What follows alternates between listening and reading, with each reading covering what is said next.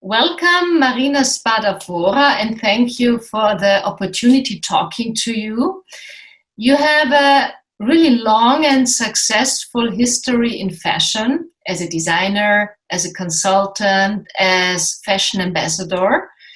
So, Marina, how has sustainability come into your focus?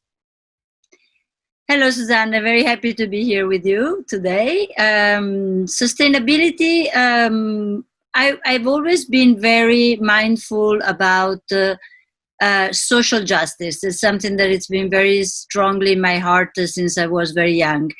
And at a certain point, I really wanted my professionality to be able to make a difference, both environmentally and socially. So I was lucky. I asked very strongly to the cosmic energy to send me projects that would go into this direction. After years of working first with my own brand and then with very big luxury brands like Ferragamo and Prada, I was ready to do something different. But my job is I'm a designer. I know fashion. So how to make that something of relevance to make the world a better place for everyone. So I got contacted by a young entrepreneur that wanted to start a collection all made in Africa with sustainable materials and with a full African supply chain. And so I helped him. I helped him design the collection, find the supply chain, find the fabrics. And that was my first thing. And it was in 2007. And since then, it's been my passion and my pleasure. You're now the coordinator of Fashion Revolution Italy. Marina, Yeah. what do you observe in Italy? Is sustainability and fair production already an important issue in the fashion industry here? It's becoming more and more important. I think lots of brands are trying to do something in this direction. I think we have to move a little bit faster because the situation is dire, as you know. So we have to do everything we can to help even big brands to start taking the first steps towards this path. I recently talked to a representative of Clean Clothes Campaign, and she said that Italian luxury brands are quite far away from a fair production. Many produce in Albania under pretty bad conditions. What do you know? What is your perception? I think that brands in general are approaching sustainability almost exclusively from an environmental point of view.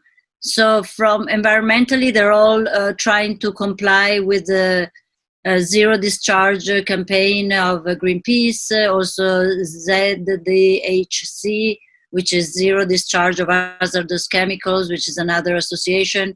So on that front, even the big fast fashion brands are doing something, and they're moving. They're doing quite a lot of progress. But everybody forgets about the social aspect, which is to pay people the right amount. And that is still a problem. People, in order to make an extra euro, they'll go far and beyond. I think that's really bad. So you probably agree that sustainability in fashion is not only about organic cotton. Exactly. I mean, if we take care of the planet, but we don't take care of the people who live on the planet, then that doesn't really work, does it? Yeah, that's true. Yeah. Clothes are very little value today. We buy and throw away too much. How do you think do we have to change our consumption habits? How can we do it? Well, we have to stay away from clothing that costs too little, because we know that it was done for sure without paying the right amount to people who made them. But also, we don't need more clothes. We really don't. So when we buy, we should pay attention to what we buy. We should do a little bit of research first. There are great apps and websites like Good on You In Italy, we have something called Il Vestito Verde. We as Fashion Revolution on our website, fashionrevolution.org/Italy, we published a map of sustainable buying in Italy. So all the shops and all the realities that are selling this kind of clothing are mapped, so it's easy to find. And then once we buy something we love, we have to make it last. So buy less of better quality and make it last, basically. Mm-hmm. You just wrote a new book together with the journalist Luisa Ciuni, La rivoluzione comincia dal tuo armadio. Can you tell us a little bit more about it? I mean, it's about that everything starts with your own closet. Yes, in a certain way, because it starts with awareness, right?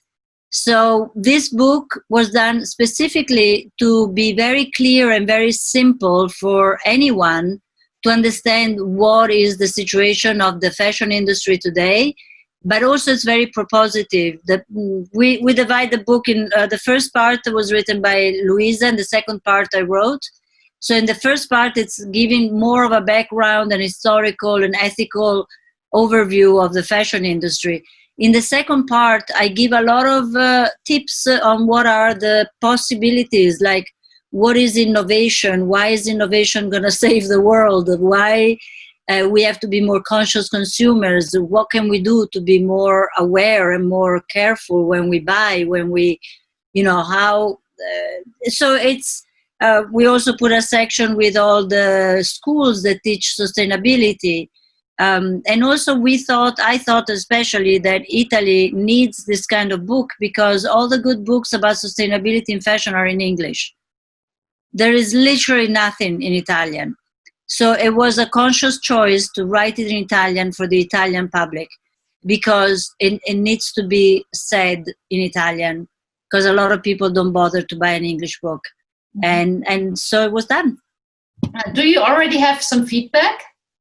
Yes, it's going very well. Yesterday I was talking to a very good friend who's the head of Greenpeace in Italy, Giuseppe Ungherese, and he read the book and he was over the moon. He said it's so good and it's so clear and it gives so many tips and so many good advice. And so he said he's going to tweet about it. So the best thing would be that the book would be translated from Italian to English. Absolutely. That would be my wish and my hope. But it's obviously Solferino Editore, which is, or Solferino Libri, which is the publisher. And they are the ones that have to handle that because otherwise it's, you can't do it on your own. Mm-hmm. So we'll see. I've told them from the beginning that I was really hoping to have it translated in English. We'll see. Marina, Corona has hit the fashion industry quite strongly. Nobody would have thought that a thing like this could happen to a whole industry, to a whole society. What do you see right now in Italy? How is the situation of the fashion industry? It's not good. It's not good. We had did it, the selling campaign of this season was done online, but it's very difficult to sell clothes. Like clients are used to coming to the showroom and touching the clothes and trying them on and seeing on the model. So to try and do that virtually, it's quite difficult. I mean, that's why accessories are selling much better than clothing right now. Because, a bag, leather is leather. It's not like you have to try it on. A pair of shoes, it's a little more tricky, but if you know your size and you have a chance to send it back if it's not the right size, it's also okay. But, a beautiful sweater, a shirt, a dress, it's difficult. So it's not a good scene, not a good scenario right now. Do you think there is a chance also for a changing process so that really this difficult situation can, maybe make something else happen, a new kind of direction versus, sustainability and...